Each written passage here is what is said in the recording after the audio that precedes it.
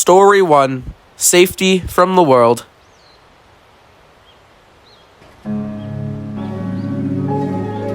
One early morning, when the morning stars were coming out and the little animals were awaking from their night's sleep, two little engines were sitting outside of a factory, collecting dust, cobwebs, and letting the elements take their toll on them. The two sat silent. One was sleeping loudly, disturbing the calm song of the morning birds, and one was gazing up at the early morning sky, looking at the early morning stars still left behind by the sunrise's break.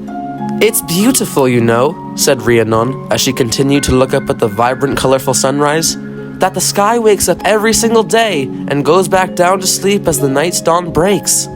Quinn awoke from her long and loud slumber as she opened her weary eyes to look at what her intrigued friend was so focused on. "It looks like a normal sky to me," she said. "Nothing more." Rhiannon was tired and wasn't having it.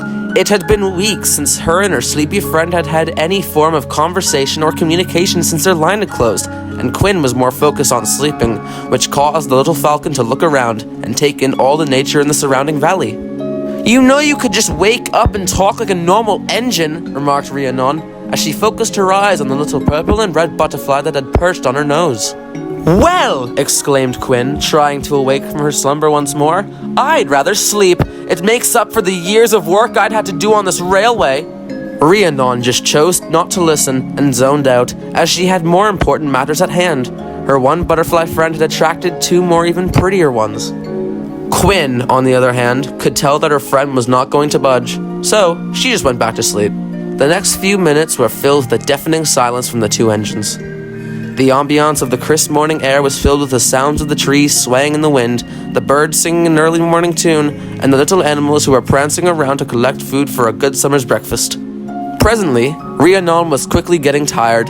All of the looking around at the nature in the valley had made her tired, and she decided to rest her eyes. As she was about to rest her eyes, she heard the faint sounds of footsteps on the forest of weeds that's called the ground. She could see a group of smartly dressed men in purple and crimson suits walking around the factory building, taking notes, taking pictures, and inspecting equipment around the area. They were all talking, but the only words that Rhiannon could understand was, Yes, seems in order." One of the group members walked over to the gray saddle tank engine and started looking over her. The man directed his group members to look around the engines. Rhiannon was most confused. "Excuse me, sir," she called. The man in the dark red suit turned on his heel and walked up. "Yes," he responded. "What are you and your group doing here? There's not much to do and see around our abandoned factory," said the falcon. The man stood in silence for a few seconds, then burst out laughing. Oh, you funny engine. Me and my group are looking over you and your friend back there to see if you're in good operational condition." Rhiannon was quite confused. "Whatever do you mean, sir?" The man just gave out another long laugh.